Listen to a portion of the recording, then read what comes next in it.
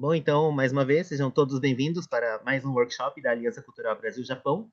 É, Este workshop é o Nihongo de Tanoshimo, onde nós contamos um pouco da cultura japonesa e, ao mesmo tempo, ensinamos diversas palavras, o vocabulário na língua japonesa.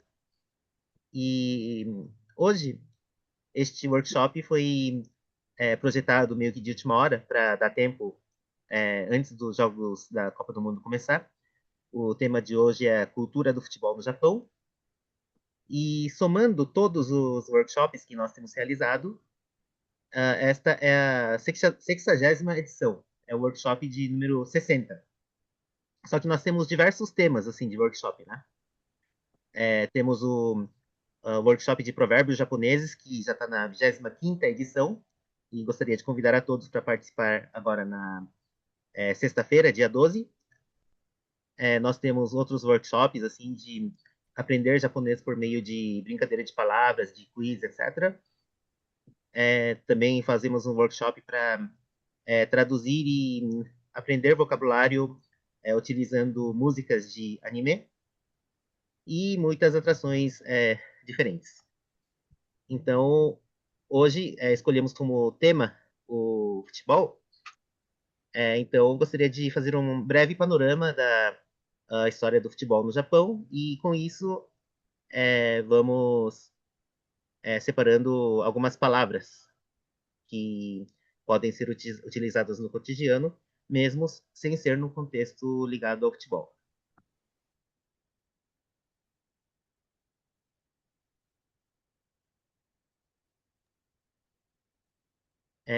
Vou me apresentar. Eu sou o Carlos Fujinaga, sou o diretor cultural da Aliança Cultural Brasil-Japão. Nossa instituição foi fundada em 1956, então, neste ano, a Aliança completa 70 anos. E nosso primeiro presidente foi o poeta Guilherme de Almeida. E temos como missão o desenvolvimento do intercâmbio cultural entre o Brasil e o Japão. A nossa principal atividade é o ensino de línguas, em que utilizamos o método New Progressive, que é um método próprio da aliança. E, além disso, temos diversos cursos e eventos de cultura japonesa, seja ikebana, origami, shodo, ilustração de mangá, etc.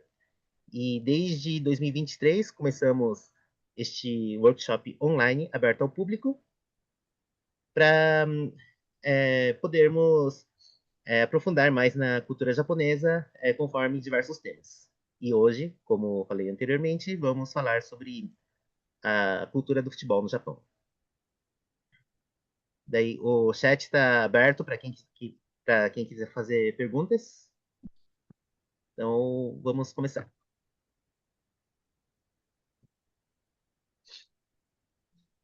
Antes de começar falando do futebol propriamente dito, vamos falar do Kemari.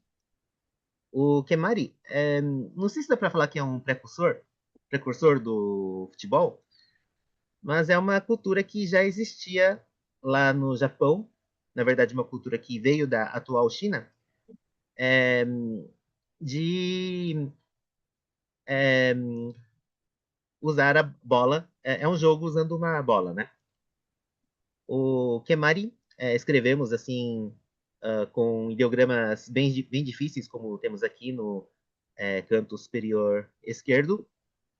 O primeiro ideograma é o ideograma keru, que é o verbo chutar, e o segundo é mari, que é essa bola feita de couro, que nós temos uma ilustração aqui no lado direito. Então, essa combinação de dois ideogramas pode ser lido como kemari, numa leitura, entre aspas, japonesa, ou como shukiku, numa leitura, entre aspas, que foi mais ou menos o que veio da China.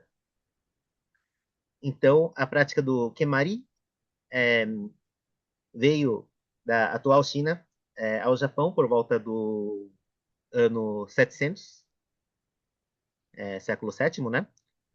E foi muito apreciado entre os nobres do período Heian, que é o período japonês. É, aqui faltou uma letra, né?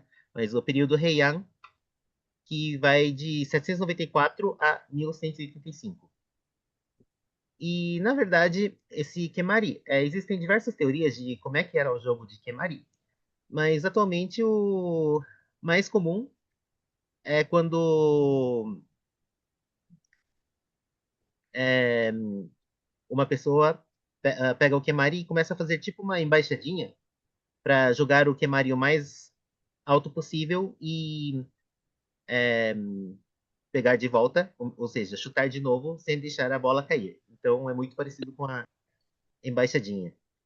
E algumas das teorias falam que isso também era um ritual para chamar a chuva, porque era uma forma de estimular a atmosfera assim para cair a chuva, né? Embora, claro, essa embaixadinha, é, eu acho que a bola era levantada assim até mais ou menos a altura da cabeça, assim, tal, não ia tão alto, mas teria esse simbolismo. E também existem outras formas de jogos semelhantes daquela época, que era algo parecido com o polo, né? Que é, você vai acertando a bola com um bastão montado num cavalo. Mas o Kemari provavelmente é esse formato mais da embaixadinha. E é curioso que no ano retrasado, a NHK, a NHK, que é a TV pública do Japão, eles criaram um dorama sobre a vida da Murasaki Shikibu. A Murasaki Shikibu, ou também conhecida como Lady Murasaki, ela é conhecida como a mulher que foi a primeira pessoa que escreveu um romance no mundo, que é exatamente o conto de Genji, que está mencionado aqui no slide, né? E, enfim, dentro desse dorama, que é uma ficção baseada nos registros históricos sobre a Murasaki Shikibu, aparecia tanto esse esporte parecido com o polo, como também o Kemari, da forma como conhecemos hoje. E, bom, é lógico que esses esportes ou essas práticas apareceriam na história da Murasaki Shikibu, porque ela mesma menciona o Kemari no seu livro, O Conto de Genji, que foi escrito por volta do ano 1000, e também aparece no livro, o livro do Travesseiro, da Seisho Nagon, que é uma contemporânea da Murasaki Shikibu. Mas o livro do Travesseiro é considerado hoje o mais antigo livro de ensaio do Japão. Em ambas as obras aparecem menção ao Kemari. Aí vamos para o próximo slide.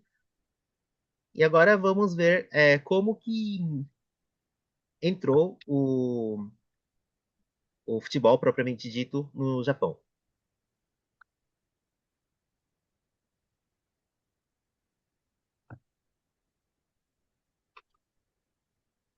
O futebol teria sido introduzido no Japão em 1873, ou seja, no ano sexto da Era Meiji. Quando eu dou um enfoque no ano sexto da Era Meiji, porque no ano de 1868 aconteceu a restauração de Meiji, e nesse momento é, terminou a história do Japão é, em que o shogun tinha o poder, né? Que o governo era o chamado shogunato e tinha o domínio da família Tokugawa. E desde essa restauração de Meiji, o imperador voltou a, perdão, o imperador, que no caso é o imperador Meiji, voltou a ter uma maior relevância na política japonesa e também foi o momento que começou a ocidentalização e a modernização do Japão. Então quer dizer que o futebol começou a se modernizar, a, a se ocidentalizar e inclusive fortalecer no aspecto militar. E é exatamente nesse contexto que houve os intercâmbios entre a marinha inglesa e a marinha japonesa, que os ingleses introduziram o futebol no Japão. Então, começando pelos militares japoneses. Daí, desde então, pular quase 50 anos, né? Em 1921, é criado a Associação Dai Nihon Shūkyū Kyōkai. Dai Nihon, a época como era chamado o Japão naquela época, o Grande Japão, né? Shūkyū é a forma como a palavra futebol era dita anteriormente, também era escrita em ideogramas, porque hoje no Japão o futebol é saka, que vem do inglês soccer. Só que naquela época, no começo do século XX, muitos esportes eram ditos em japonês mesmo, de forma que dá para ser escrito em ideogramas. E Kyokai, que é associação. Então, esse Dai Nihon Shūkyū Kyokai é a atual Japan Football Association, que é a associação que organiza o futebol do Japão. E é curioso que no mesmo ano de 1921 aconteceu a primeira edição do Tennohai. Tenno é imperador, e esse sufixo hai, hai na verdade significa taça, taça em geral, né?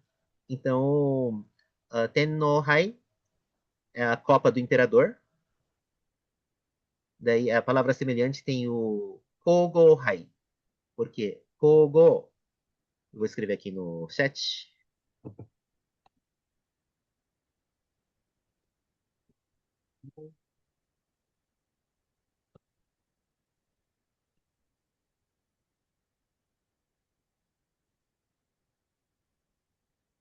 Eu não tô conseguindo escrever em ideogramas, mas Kogo significa a imperatriz, então quer dizer que Kogohai é a Copa da Imperatriz. Então, se os homens disputam a Copa do Imperador, mesmo hoje, as mulheres disputam a Copa da Imperatriz. E pode-se ver que 1921 já é mais de 100 anos atrás, né? Se considerar que a Copa do Mundo de Futebol, esse que vai começar nessa semana, teve início em 1930, a primeira edição, quer dizer que esse torneio japonês, que ainda continua nos dias atuais, é anterior à Copa do Mundo atualmente realizada pela FIFA. E, por fim, outro marco importante é no ano de 1993, ou mais exatamente no dia 15 de maio de 1993, que começa a J-League, o campeonato japonês de futebol. O, é o campeonato profissional de futebol do Japão. Próximo.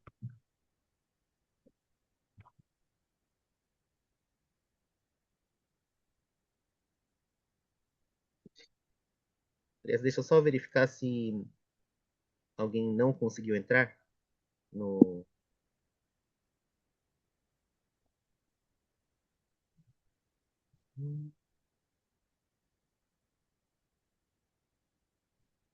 Muito obrigado para quem entrou no WhatsApp agora. Vou aproveitar também para depois compartilhar alguns artigos que nós escrevemos pela Aliança sobre o assunto tratado hoje. Acho que está tudo ok.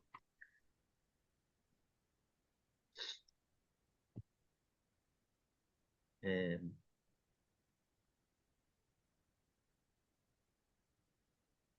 deu. E no slide anterior eu falei que os esportes eram escritos em japonês anteriormente, né, no começo do século XX. Então eu listei aqui algumas dessas palavras. Tipo, o futebol, que hoje é o saka, anteriormente era o shukyu.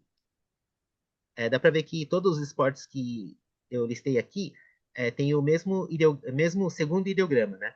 Esse segundo ideograma, que é o kyu, significa bola ou esfera. Então, o primeiro ideograma do futebol shu, que também pode ser lido como keru, e significa chutar. Então, shukyu é a bola chutada, a bola que se chuta. E,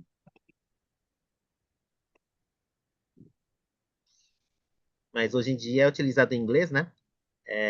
Que é o saka. Daí o segundo temos o teikyu. O primeiro ideograma significa quintal, ou nesse caso significa a quadra, né? O campo de tênis. Então o teikyu é a forma como se escrevia anteriormente o tênis de campo, tênis de quadra. Tênis em japonês hoje é tênis.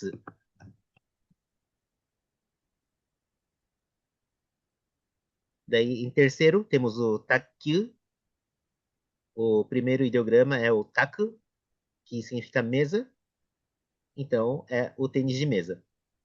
Mas a palavra takyu é diferente do shukyu e teikyu, ainda é utilizado de forma predominante nos dias de hoje para falarmos do tênis de mesa. Daí temos o rokyu. Esse ro significa cesto e então é a bola no cesto, né? É o basquete. O quinto é o haikyuu. É, esse nome deve ser bem conhecido, porque até existe um anime, um mangá, quadrinhos com esse nome. Então, haikyuu significa vôlei. Em seguida, o sexto, temos o yakyu. O ya significa campo e yakyu significa beisebol. O yakyu também é muito utilizado atualmente. Daí temos o suikyu, que também é utilizado atualmente, que é o polo aquático. E aqui eu coloquei também o gaikyu. O gai é uma forma como lemos armadura. Então quer dizer que é um esporte em que os atletas é, usam armaduras, ou seja, usa bastante proteção no corpo. Então é a forma antiga de se referir ao futebol americano.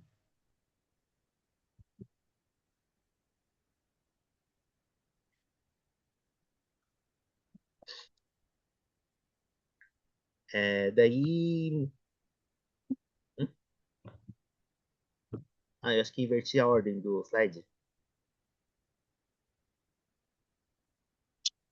É, eu queria falar primeiro de 1936, que foi o primeiro grande momento do futebol japonês, que é o momento, é, foi nos Jogos Olímpicos de Berlim, e aconteceu o episódio chamado O Milagre de Berlim, que em japonês é Berurin no Kiseki.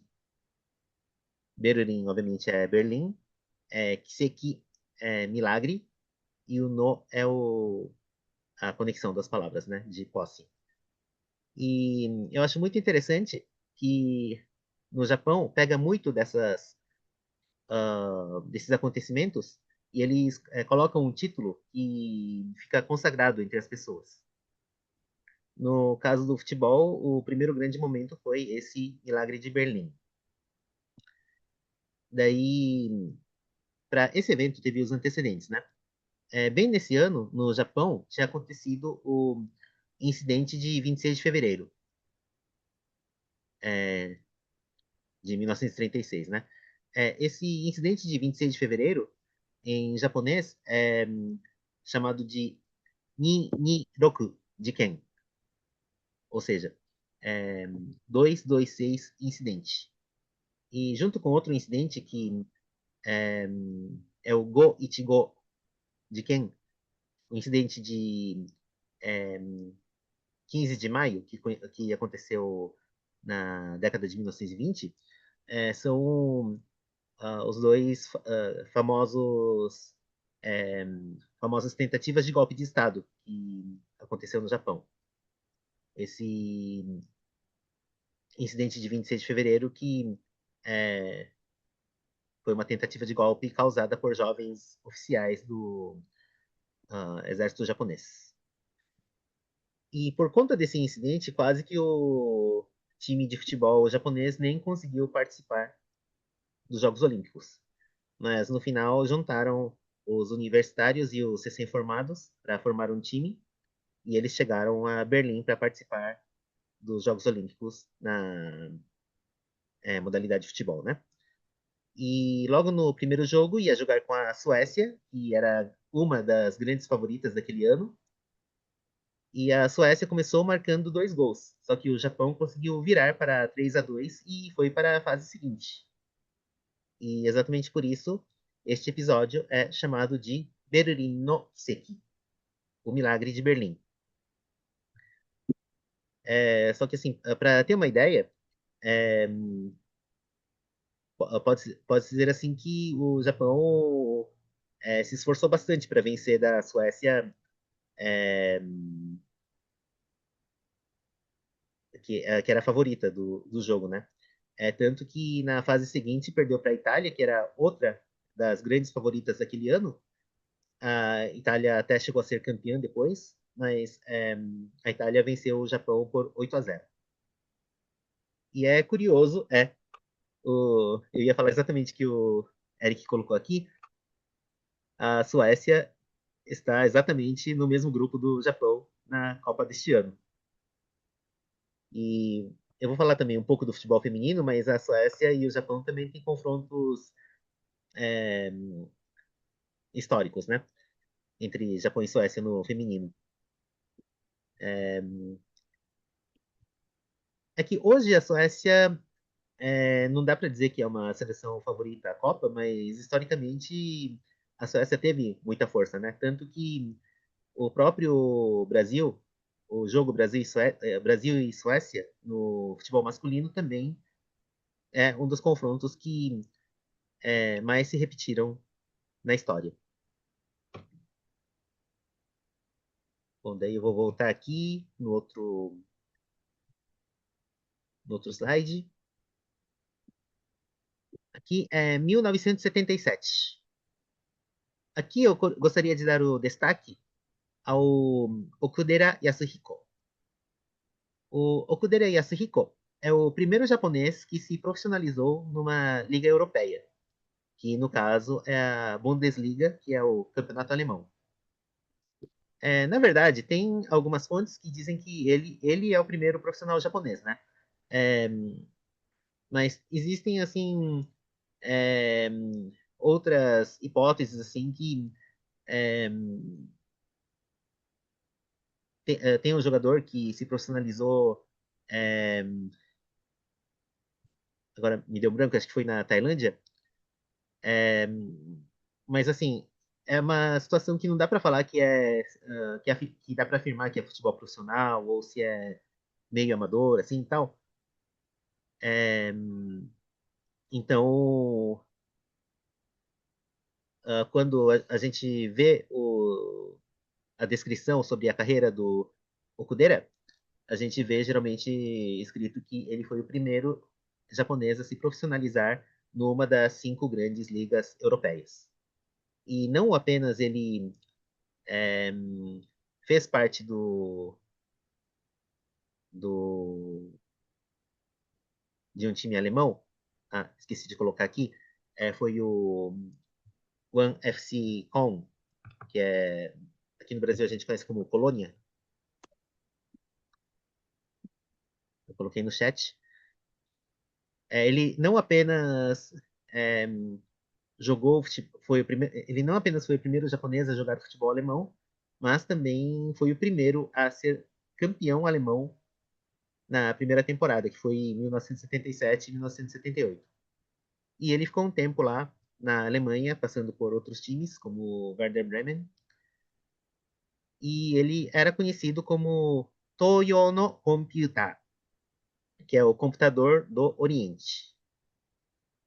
Daí eu destaco aqui, já que a gente também está apresentando as palavras em japonês, né? Toyo. O To significa leste e o Yo significa oceano. Então, juntando essas duas palavras, Toyo significa Oriente. E o antônimo, no caso, o Ocidente, seria Seio. Sei, que significa é, oeste, e o Yo, que é oceano, né? E...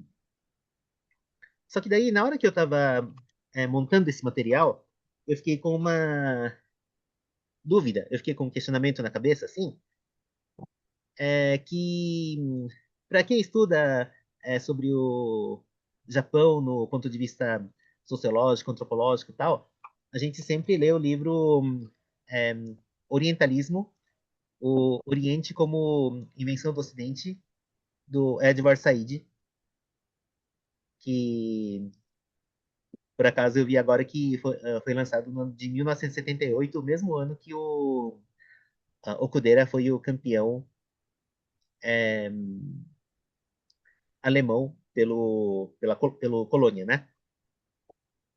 E antes disso, na década de 60 para 70, é, no caso, a década de 60, quando teve os Jogos Olímpicos de Tóquio, o time feminino de vôlei também era muito forte. Tanto que elas ganharam o apelido de Toyo no Majo. Majo é bruxa, feiticeira. Então, Toyo no Majo significa as bruxas do Oriente. Elas foram medalha de ouro no vôlei.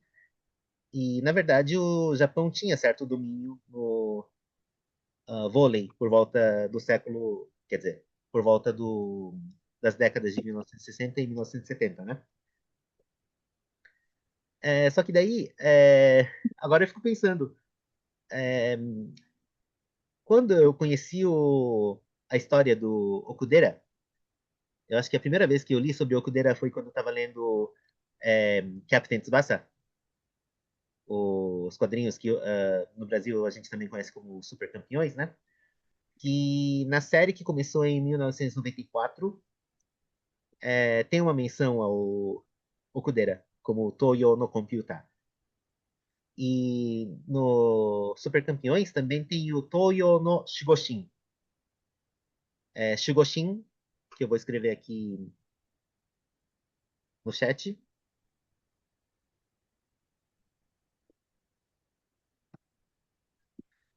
Shin é Deus, divindade, e Shugo é proteção. Então, o Shugoshin seria o Deus protetor. O Deus protetor do Oriente é o apelido do Wakabayashi, que é o goleiro que aparece na seleção japonesa do desenho Captain Tsubasa, né? Então, naquela época, eu sempre pensava que Toyo, esse Toyo no Computer, o computador do Oriente, para falar do Okudera, era um elogio, uma coisa realmente falando que ele é um jogador extraordinário, né? Só que daí, se a gente pensa que foi mais ou menos na mesma época que foi escrito esse orientalismo, começa a ficar com uma pulga atrás na orelha, assim, se de repente tem a ver com a teoria do Said, que assim, a palavra oriental, do Oriente, de uma forma resumida, é um termo utilizado assim para falar que o Ocidente é superior e o Oriente é inferior, né? É uma forma de ironizar ou de desqualificar as coisas que acontecem na Ásia, que era uma coisa muito comum naquele contexto. Então, agora fico pensando qual que era o real sentido de Toyo no Computer, Toyo no Shigoshin, Toyo no Majo, que naquela época eu lia simplesmente pensando que era algo positivo. Mas não vou concluir aqui. Para quem quiser conhecer melhor sobre o assunto, eu recomendo o curso do professor Vitor Hugo Keb. Ele é antropólogo e nosso parceiro aqui na Aliança. De vez em quando nós temos cursos com ele. Inclusive, vai começar um curso dele agora no dia 12. E sobre a história das bruxas do Oriente, sobre as Toyo no Majo, nós temos um artigo que escrevemos sobre elas, então depois que terminar o workshop aqui, vamos disponibilizar no nosso grupo de WhatsApp. Vou deixar aqui mais uma vez.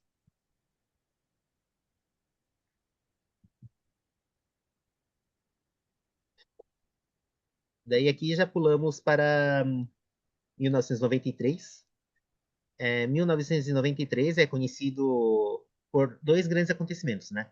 Um, como foi dito no slide, num dos slides anteriores, foi o começo do campeonato japonês, da J-League, e o outro episódio foi a agonia de Doha, que na língua japonesa é Doha no Higeki, ou também conhecido como Lost Time no Higeki.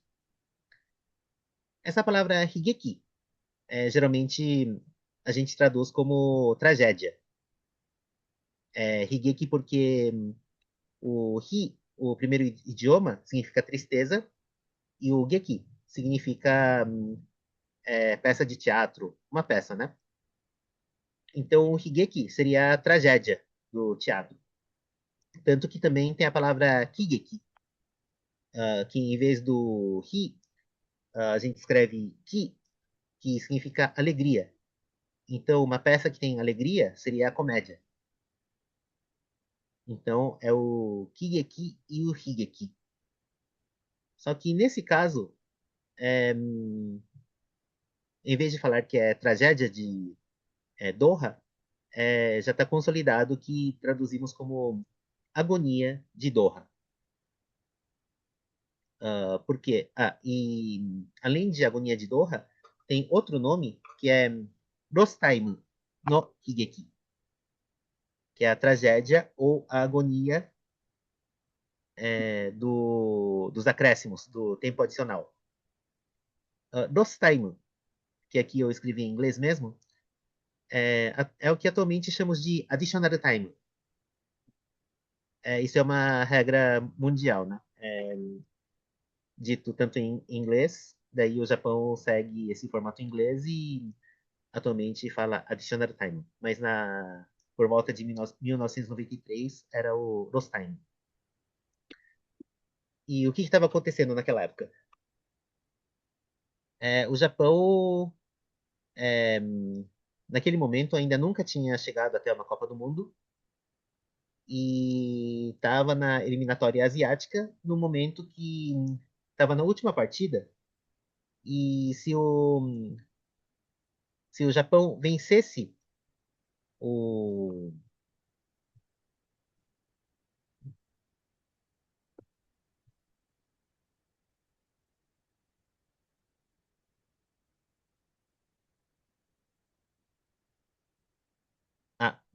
Que eu nem coloquei o time, né? É, é o Iraque, né? O Japão estava vencendo o Iraque por 2-1 e levou o gol de empate já nos acréscimos, depois dos 45 minutos. E por conta desse gol, sofrido depois dos 45 minutos de jogo, o Japão não conseguiu ir para a Copa de 94, que foi a Copa que o Brasil se tornou tetracampeão nos Estados Unidos. E uma outra grande conquista de 93 é que pela primeira vez o Japão tinha vencido a Coreia do Sul numa partida valendo pelas eliminatórias japonesas com o gol do jogador Kazuyoshi Miura, ou Miura Kazuyoshi, que era a estrela daquela época e também era a estrela dos primeiros anos da J-League, do campeonato japonês, e que ele ainda joga como profissional até os dias de hoje, né? Ele está com acho que 58 ou 59 anos, ainda está jogando num clube da terceira divisão. E essa partida foi naquele momento que o Japão realmente estava respirando futebol. Teve a J-League, que era um campeonato que circulava muito dinheiro, então tinha diversos jogadores do mundo todo. Então, essa partida que poderia decidir a primeira ida do Japão para uma Copa do Mundo teve uma audiência de 48,1%. Ou seja, quase metade das televisões que tinham o aparelho para medir audiência estavam ligadas naquele momento, né? E esse jogo aconteceu no final da noite, na virada de um dia para o outro. Para ver como esse jogo tinha uma grande relevância naquele momento. Então, só pegando a palavra em japonês, né? A audiência é shichouritsu. O shi, que o primeiro ideograma significa ver, o chou é escutar e o ritsu é porcentagem. Então, juntando a porcentagem de pessoas que estão vendo ou escutando, isso vira audiência televisiva. E naquele time, tinham jogadores famosos como o Rui Ramos, que é um brasileiro que se naturalizou japonês, o Moriyasu Hajime, aqui o Moriyasu sobrenome. O Moriyasu, ele é o atual técnico da seleção japonesa, e o Miura Yasutoshi, que é o irmão do Kazu. É, que mais que eu poderia falar? Ah, nesse slide, então, 1993 é o ano do início da J-League. Então, como eu falei, a J-League atraía jogadores do mundo todo. Tinha o Schillaci, da Itália, que era o jogador que foi Tokuten-O, ou seja, foi o artilheiro da Copa, né? Tokuten-O. Ten seria ponto, ou no caso do futebol seria o gol. O toku é algo obtido, e o o seria rei. Então, o rei dos pontos obtidos, o rei dos gols, é o artilheiro, que seria o Total Esquilate. Todo mundo conhece, todo mundo sabe a história do Zico, que ele foi pro Japão, né, no Kashima Antlers, se tornou uma lenda lá. Tinha jogador, o Stojkovic, que era da Iugoslávia, que ainda existia naquela época, o país. Atualmente, a história dentro do futebol é herdado pela Sérvia, né? O próprio Dunga jogou lá, alguns anos depois, o trio do Palmeiras, que é o César Sampaio, o Zinho, o Evair, teve um jogador que fez muito sucesso no Japão, que é o Mboma, de Camarões. Enfim, o Japão tinha muitas estrelas naquela época. Daí, tem uma palavra que eu acabei não colocando aqui no slide, que é o Sketo Gaikokujin. Gaikokujin é estrangeiro, né? Porque Gai é fora, Koku é país e Jin é pessoa. Então, Gaikokujin é uma pessoa de um país de fora, então é um estrangeiro. E essa palavra Sketo, que tem um som parecido com tasqueiro. E, na verdade, tanto o tasqueiro quanto o Sketo usam o mesmo ideograma, né? É, Sketo, ou tasqueiro, significa salvar ou ajudar. Então, naquela época, eles contratavam os Skettogai Kokujin, que são os jogadores estrangeiros que iam lá realmente para fazer diferença no time, para ajudar o time a ganhar.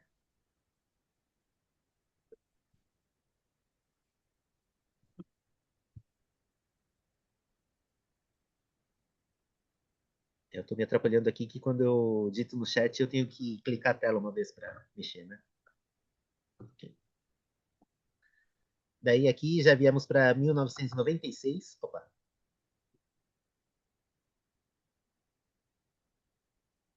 É só uma curiosidade adicional que então, 1993 aconteceu essa agonia de Doha, que para a geração que hoje deve ter 30 anos para cima, muitas pessoas conhecem o termo, porque o termo ficou muito conhecido não apenas para os japoneses, quer dizer, não apenas para os fãs de futebol, mas para os japoneses como um todo, Daí tem um detalhe, né? É, Doha fica no Catar, que é onde aconteceu a última Copa do Mundo. Daí, por uma linda coincidência, é, nos Jogos de 2022 em Catar, o Japão jogou 3 partidas, ganhou na fase de grupos, ganhou da Alemanha e da Espanha e perdeu da Costa Rica. E a coincidência é que as vitórias contra a Alemanha e Espanha foram em Doha, enquanto que a derrota contra a Costa Rica foi em Al Rayyan, em outra cidade. Então, tem algumas pessoas que falam que as vitórias contra a Alemanha e Espanha, ou principalmente a vitória contra a Alemanha em Doha, é o Doha no Kiseki. Anteriormente nós vimos que Kiseki é milagre, então tem gente que fala que as pessoas falavam que era o milagre de Doha. Só que depois eu acho que como venceu a Alemanha e depois ainda venceu a Espanha, acho que as pessoas meio que eu tenho a impressão que não usa muito o Kiseki, né? Porque já que essas duas grandes vitórias aconteceram logo em seguida, já fica meio estranho usar milagre. Enfim, só uma curiosidade de que esse Agonia de Doha, que aconteceu em 93, teve um bom desfecho em 2022. A gente também tem um texto sobre a agonia de Doha, eu vou compartilhar depois que terminarmos o workshop.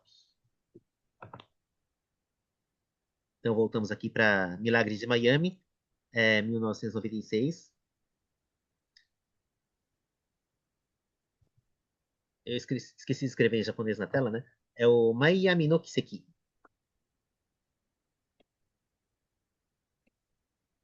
Dá pra ver que tá cheio de Kiseki, tá cheio de milagre. Foi quando a seleção olímpica do Japão venceu pela primeira vez o Brasil, no caso, com a seleção olímpica. E aquela seleção olímpica do Brasil tinha o Ronaldo Fenômeno, que ainda tinha idade olímpica, né? Ou seja, menos de 23 anos. E os veteranos eram o Bebeto, que era o tetracampeão em 94, o Rivaldo, que uh, foi a grande estrela de 2002, e também o Aldair, que foi tetracampeão em 94. E o Japão ganhou por 1-0, gol do volante Ito. E aqui eu deixei só como curiosidade que o Ronaldo Fenômeno, assim, a palavra fenômeno foi traduzida em japonês, né? Só que o apelido do Ronaldo, o Ronaldo Nazário, no Japão, era Kaibutsu. Butsu seria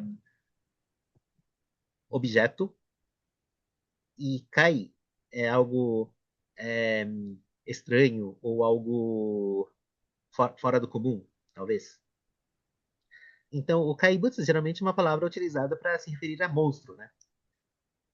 Então, a palavra Kaibutsu era um apelido bem adequado para o Ronaldo, pelo ponto de vista dos japoneses, por ser algo extraordinário. Só que a tradução literal de fenômeno seria Choujo Gensho. Gensho é a palavra que a gente traduz como fenômeno, e Chou seria super, algo além de alguma coisa, e o Jo seria o normal. Então, Choujo, nesse caso, seria algo além do normal.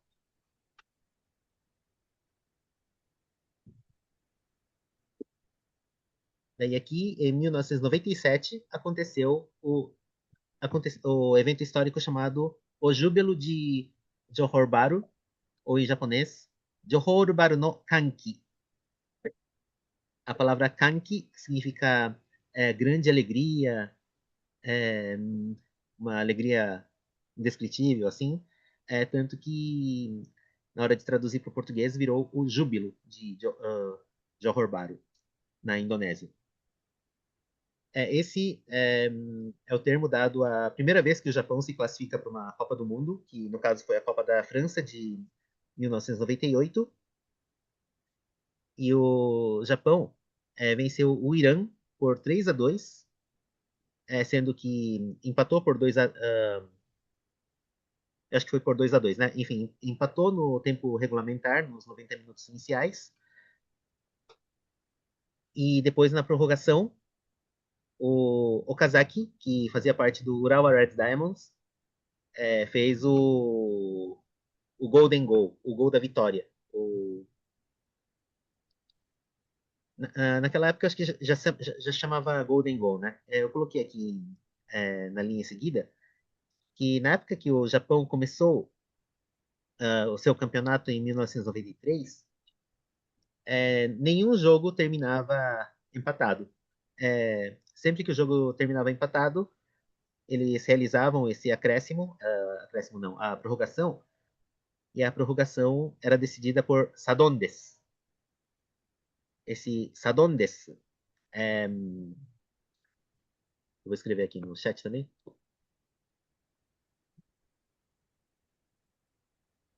Sadondes vem do inglês sudden death, que seria a morte súbita. E no Brasil também a gente usava a palavra morte súbita. Só que daí o pessoal viu que não era muito legal usar a palavra morte súbita, então a palavra foi substituída já em 94 pelo V-Goal, que seria o gol da vitória, e posteriormente, seguindo os padrões internacionais, virou o Golden Goal. Então, depois que entra na prorrogação, é, antigamente, quem marcasse o. Quer dizer, antigamente a prorrogação, se uma pessoa se um time marcasse um gol e o outro empatasse logo em seguida, o jogo continuava, né? Só que depois que introduziram essa regra da morte súbita, ou do V-Goal, ou do Golden Goal, o primeiro time que é, marcasse na prorrogação já levava a vitória e o jogo não ia até o final. Então, o Okazaki marcou esse Golden Goal e o Japão ganhou do Irã por 3-2. E assim, o Japão carimbou a passagem pela primeira vez para a Copa do Mundo. O Eric comentou: a J-League repetiu essa ideia de não ter empates no torneio de transição que acabou recentemente, mas é direto para os pênaltis. Foi bem interessante até. Muito legal esse comentário. É... mas acho que eu vou terminar de explicar aqui, né? Daí, por uma ironia do destino, esse Okazaki, ele jogava no Urawa Red Diamonds, e em 97 ele marcou esse gol, o gol de ouro, né? O gol da vitória. E só que 2 anos depois, em 1997, aconteceu um episódio conhecido como Shijou Mottomo Kanashii Vigor. Shijou seria da história, Mottomo o mais alguma coisa, Kanashi é triste, e o Vigor esse gol da vitória, né? Então é o gol da vitória mais triste da história. Por quê? Porque na J-League, no Campeonato Japonês de 1999, tinha essa diferença de regulamento, quer dizer, tinha um regulamento que se você vencesse nos 90 minutos, o time ganhava 3 pontos, e se vencesse na prorrogação com o V-Goal, ganhava acho que 2 pontos, né? Então, o Urawa Red Diamonds estava lutando contra o rebaixamento em 99 e chegou na última rodada precisando ganhar durante os 90 minutos. Só que, infelizmente, eles empataram nesse último jogo. Daí, no momento que empatou o jogo, eles já estavam rebaixados. Mas eles tinham que jogar essa prorrogação para decidir quem vencia. E o Urawa Reds ganhou esse jogo com o V-Goal. mas acabaram rebaixados do mesmo jeito. E exatamente por isso que esse episódio é conhecido como o gol da vitória mais triste da história. Venceu, mas não levou.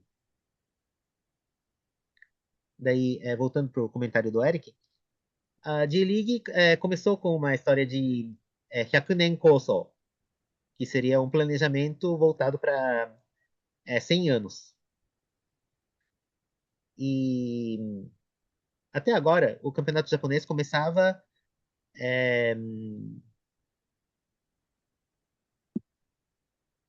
assim, não lembro o mês exato, mas março, abril, tal, e terminava em novembro, dezembro. É o calendário mais ou menos igual ao Brasil, né? Só que a Europa é diferente. Na Europa, sempre começa por volta de agosto e termina em junho, agora.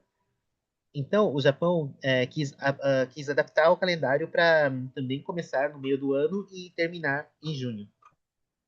E daí eles tiveram que fazer o torneio de transição, porque o campeonato desse ano vai começar agora em agosto, ou mais exatamente depois da Copa do Mundo, né? Mas eles tinham que fazer alguma coisa nesses 6 meses, então eles inventaram um torneio chamado Torneio Comemorativo desse planejamento de 100 anos, e teve um regulamento totalmente diferente. E uma das coisas interessantes é que sempre que o jogo terminava empatado, o jogo era decidido nos pênaltis. Em parte, tem gente que explica que isso aconteceu porque o Japão perdeu para a Croácia nos pênaltis na Copa de 2022. Então, era uma forma dos jogadores japoneses ganharem experiência de bater pênalti, né? Só que é curioso, assim, que isso foi realizado no campeonato japonês, mas a seleção japonesa de hoje, pelo menos o time titular, eu acho que não tem nenhum japonês, né? Ah, tem o Nagatomo, que é um veterano, mas praticamente toda a seleção japonesa é composta por jogadores que jogam na Europa, que é uma grande evolução em relação a essa época do júbilo de Johor Bahru, em que todos os jogadores japoneses jogavam em solo japonês, e foi a partir de 98 que o jogador Nakata é, começou a jogar na Itália, depois o Kazu também foi para a Croácia. O Kazu já tinha jogado no Brasil, né? Mas foi nessa época de 97, 98 que os jogadores começaram a ir para a Europa. Ah, obrigado pela informação. 3 da seleção jogam no J-League, mas 2 são os goleiros reservas. Então é quase 100% elenco europeu.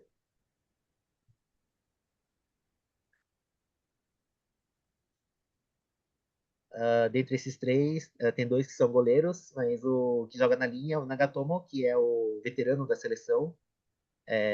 É um dos, acho que, 6 jogadores que vão ser premiados porque jogaram 5 ou 6 Copas nas suas carreiras e que no seu auge jogou na Internazionale de Milão.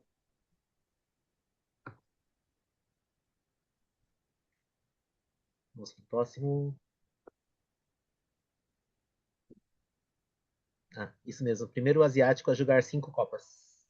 Ah, ainda não jogou, né? Vamos ver se ele entra em campo. Mas é 5 que fez parte do elenco, com certeza.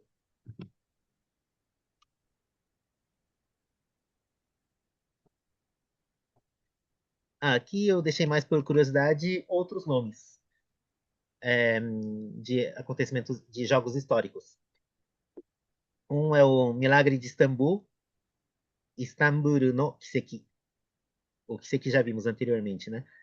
É, Milagre de Istambul é o jogo entre o Milan e o Liverpool no final da Copa dos Campeões da UEFA de 2004 e 2005, que o Milan abriu três gols e o Liverpool conseguiu empatar em 3-3 e ganhou nos pênaltis.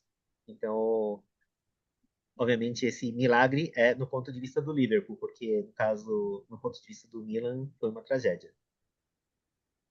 Por outro lado, tem esse Heiser no Higeki, que eu acho que o nome Tragédia de Heysel também é conhecido no Brasil, né? Esse é uma tragédia no sentido, digamos,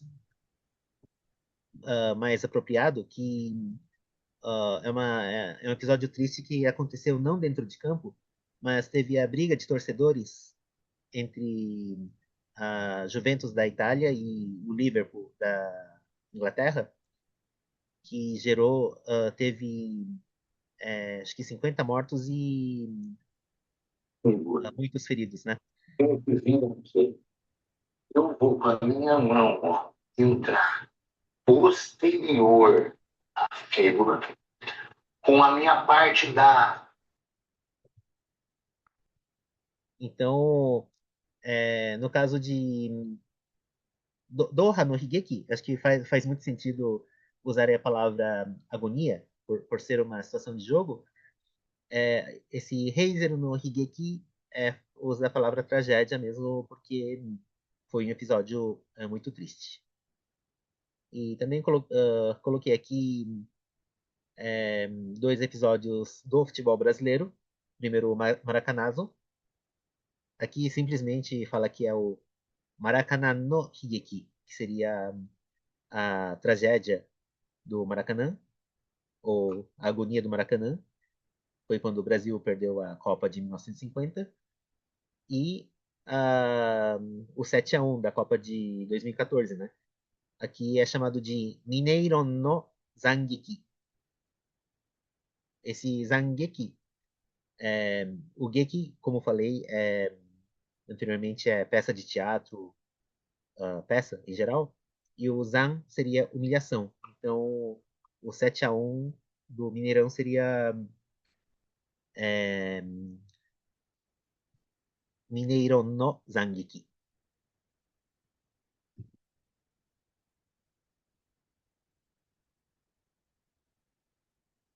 Daí, bom, a gente já tá quase no final da parte que eu tinha preparado hoje. 2011, vamos falar um pouco do futebol feminino, que é o time conhecido como Nadeshiko Japan. Nesse ano, em 2011, o time feminino do Japão chegou a. Quer dizer, elas foram campeãs mundiais, né? Venceram a Alemanha. Quem que era na semi? Era a Suécia.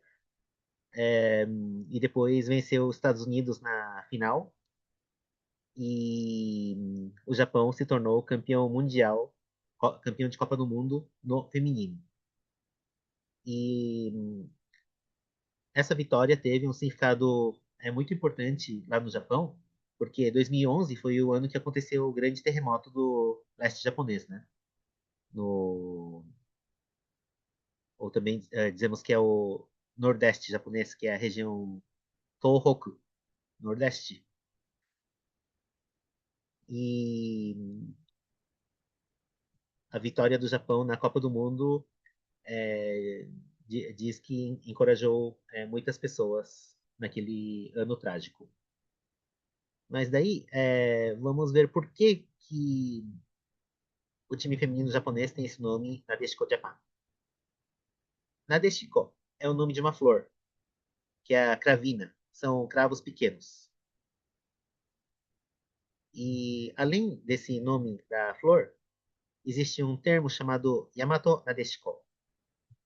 O Yamato Nadeshiko é uma palavra que descreve assim o ideal de mulher no Japão. O Yamato é um dos nomes antigos do Japão, né? Então, Yamato Nadeshiko, numa tradução mais direta, seria assim: flores japonesas, cravos japoneses. E a palavra Yamato Nadeshiko é a palavra que indica o ideal de uma mulher japonesa, suas virtudes, sua suavidade, sua elegância, a força e a beleza interior. E a seleção japonesa, que teve que mesmo nos dias atuais tem o apelido Nadeshiko, venceu a Copa do Mundo Feminina de 2011.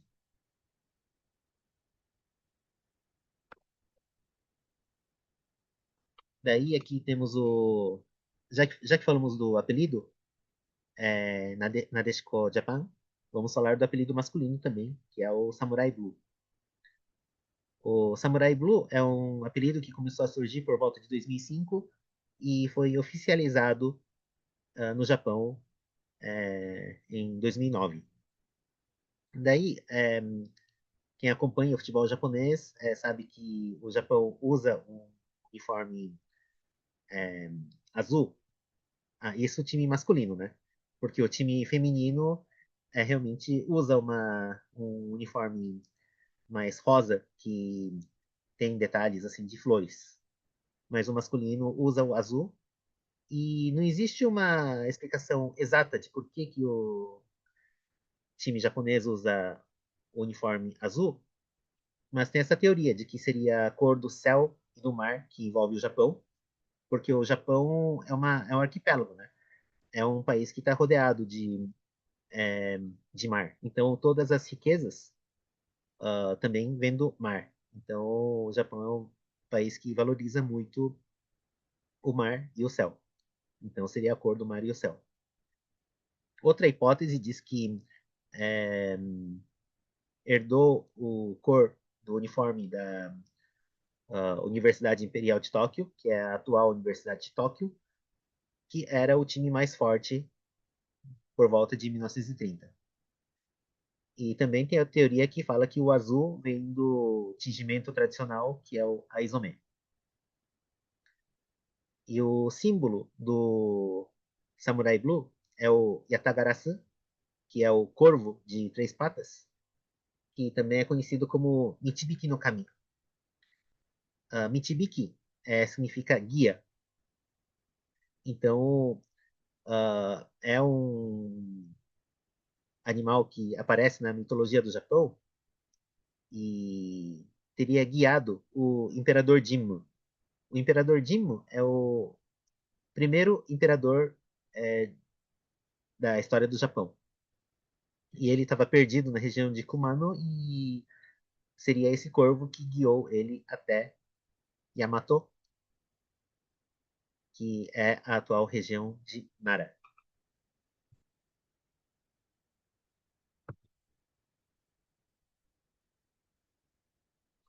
Daí aqui é o último slide que eu deixei preparado, é, que eu deixei preparado. Tem mais alguns assuntos que a gente pode continuar depois que a gente interromper a gravação. É uma coisa muito curiosa que a J-League, desde que começou em 1993, no começo a J-League tinha só 10 times, que era o chamado Original Ten.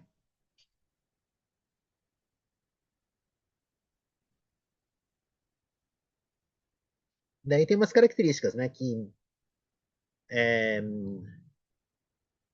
até a criação da J-League, os, os times japoneses eram os Jitsugyodan.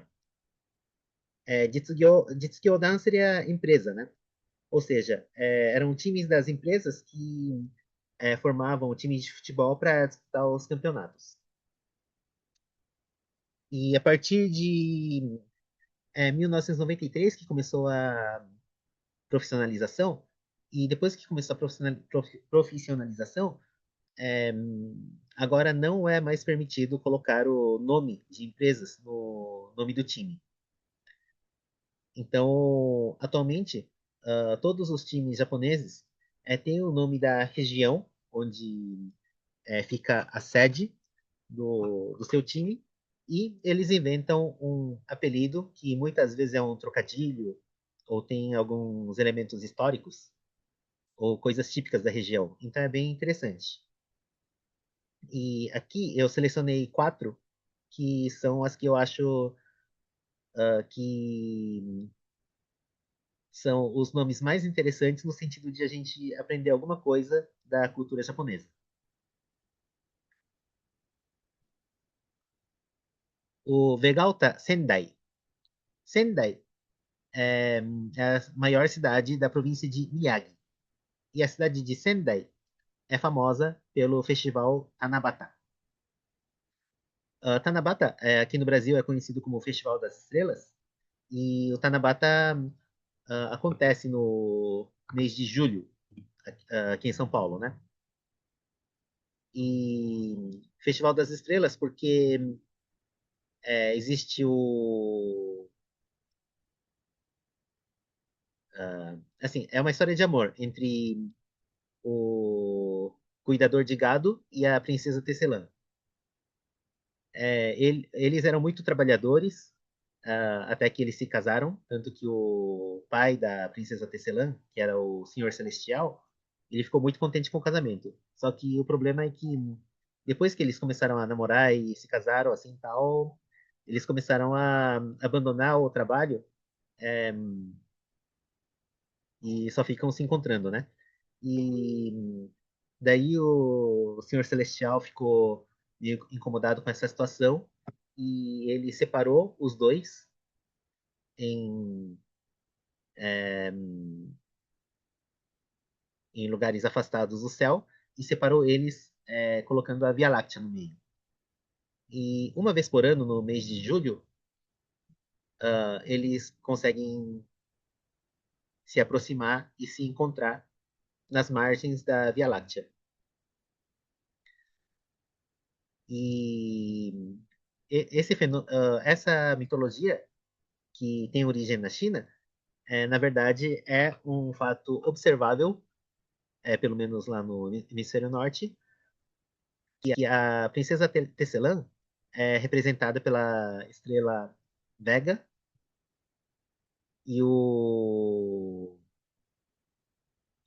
cuidador de gado ele é representado pela estrela Altair. Altair de águia e Vega de lira, né?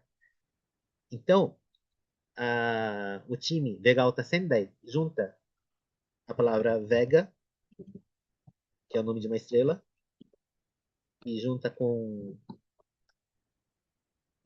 Altair, e daí vira a palavra Vegalta. E só uma curiosidade adicional para, por acaso, se alguém quiser visitar Sendai, para visitar o Tanabata mais famoso do Japão, é, a gente fala que é julho, né? Mas, na verdade, julho é o mês considerando o calendário lunar, que é o calendário adotado no passado. Atualmente, o Japão adota o calendário gregoriano, que é o mesmo calendário que a gente adota no Ocidente. Então, na verdade, o mês de julho do calendário lunar é o mês de agosto do calendário gregoriano. Então, se você quiser ver o Tanabata no Japão, em Sendai, você tem que ir lá no começo de agosto. Essa foi a história de Miyagi. A segunda história é o nome do Vanforet Kofu, Vanfore Kofu, que fica na província de Yamanashi. Kofu é o nome antigo do território que fica na atual província de Yamanashi. Também é uma das cidades mais importantes da atual província de Yamanashi. Mas o curioso é esse Vanfore, que acho que vem do francês, né? Esse vent significa vento e o forêt significa floresta. E essas palavras vieram do termo Furin-kazan.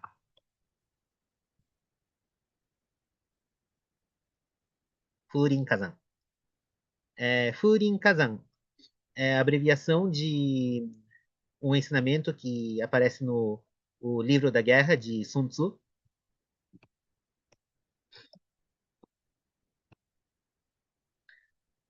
E no século XVI existia um senhor de terras que se chamava Takeda Shingen. E ele gostava muito da arte da guerra do Sun Tzu, e ele era considerado um dos senhores de terras mais fortes do século XVI. E a flâmula que ele carregava tinha exatamente essas 4 letras, que é o Furin Kazan.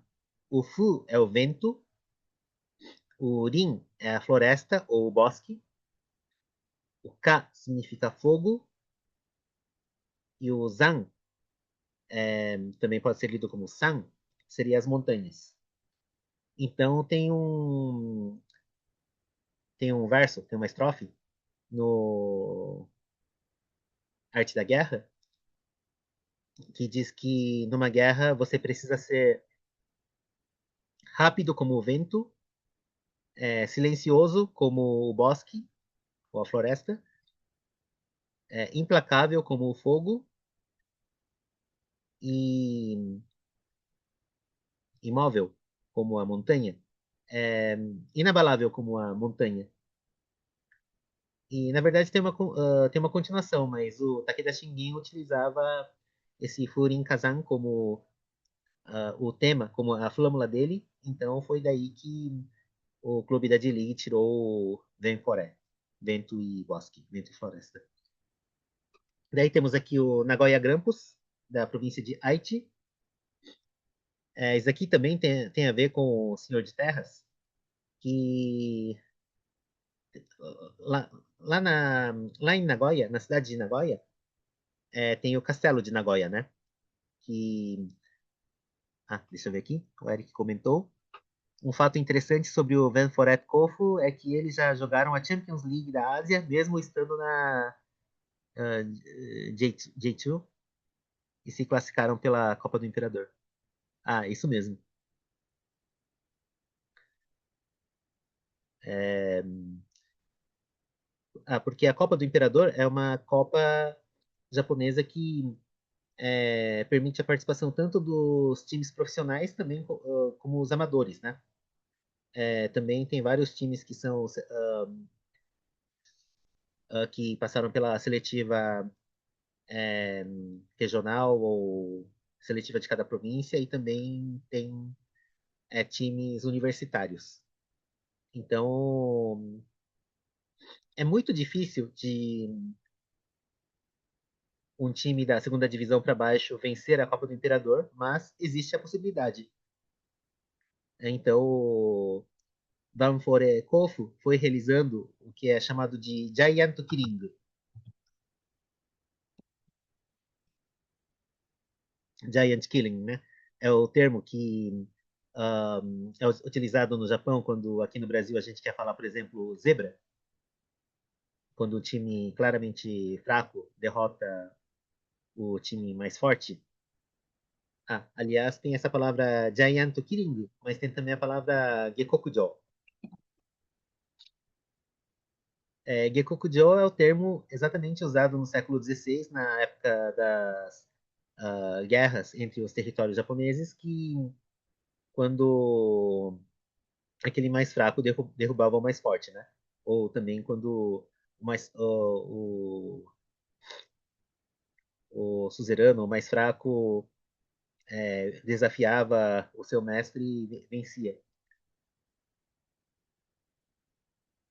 Então, como o Eric colocou aqui, sempre tem os times universitários que conseguem ganhar uma ou até 2 partidas, ou os clubes da terceira divisão que conseguem esses resultados. Só que no final é muito difícil de um time que não seja da primeira divisão vencer. E o Van Kofu conseguiu, até que eles jogaram o campeonato da Ásia. Daí vamos voltar aqui para o Grampus. Assim, o Castelo de Nagoya, se alguém tiver a oportunidade de visitar o castelo, lá no topo existem 2 enfeites de ouro, que é chamado de Kin no Shachihoko.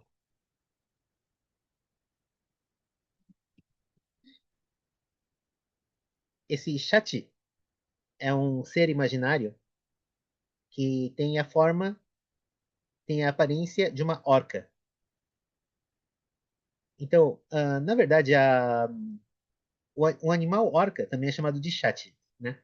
Só que no Japão é engraçado que é, existem vários seres imaginários, seres sobrenaturais, que têm o mesmo nome de algum animal. O mais famoso é o kitsune, né? A raposa. Tem o kitsune animal e eu tenho o kitsune yokai, que é o ser sobrenatural. O chat é a mesma coisa. A palavra chat pode tanto significar orca, como pode significar um ser imaginário que tem a forma de um peixe, mas não é a orca.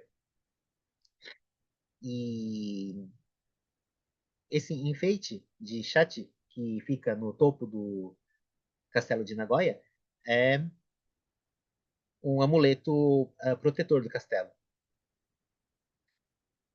Então, eles pegaram a palavra orca e transformaram em inglês, que seria esse Grampus. Então, a palavra Nagoya Grampus significa Nagoya e esse ser imaginário que parece uma orca que é o protetor de Nagoya.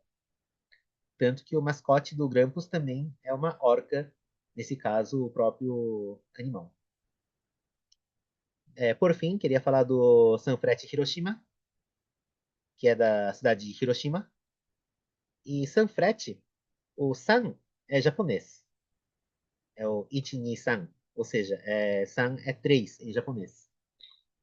E frete, eu acho que é italiano, é flecha em italiano, frete. Então, Sanfrecce significa 3 flechas. E essa história, o ensinamento das 3 flechas também é atribuído a um senhor de terras de Hiroshima, que é o Mori Motonari.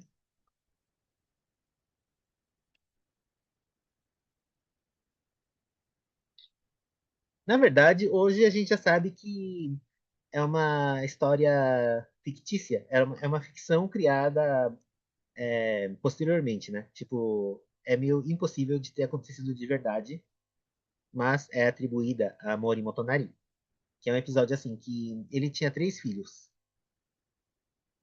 E no leito de morte do Mori Motonari, ele teria chamado esses 3 filhos. É um encontro que na vida real nunca aconteceu. Mas assim, o Motonari entregou uma flecha de cada para os 3 filhos e pediu para cada um quebrar a flecha. Cada um quebrou a flecha facilmente. Só que daí o Motonari pegou 3 flechas juntas e pediu para os filhos tentarem quebrar as 3 flechas ao mesmo tempo. Só que daí eles não conseguiram.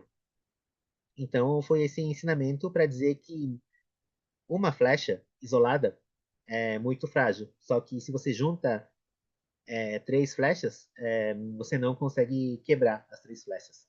Então era um ensinamento para os 3 irmãos juntarem forças, porque então eles seriam invencíveis. Então o nome Sanfrecce Hiroshima, que em tradução literal seria 3 flechas, tem esse significado de ser é, é, assim que se o time tiver unido, o time jamais será vencido. Esse é o significado. Bom, daí deu exatamente 8h30. A parte que eu tinha preparado aqui se esgotou. Daí, então, eu vou encerrar aqui a gravação uma vez, mas a gente pode continuar porque eu tenho uma lista assim de outros vocabulários interessantes em japonês e também, quer dizer, outras palavras interessantes em japonês e também a gente pode ver o nome de mais alguns clubes. É, então, eu vou ficar aqui até 9 horas, né? Temos 30 minutos. Eu vou desligar aqui a gravação.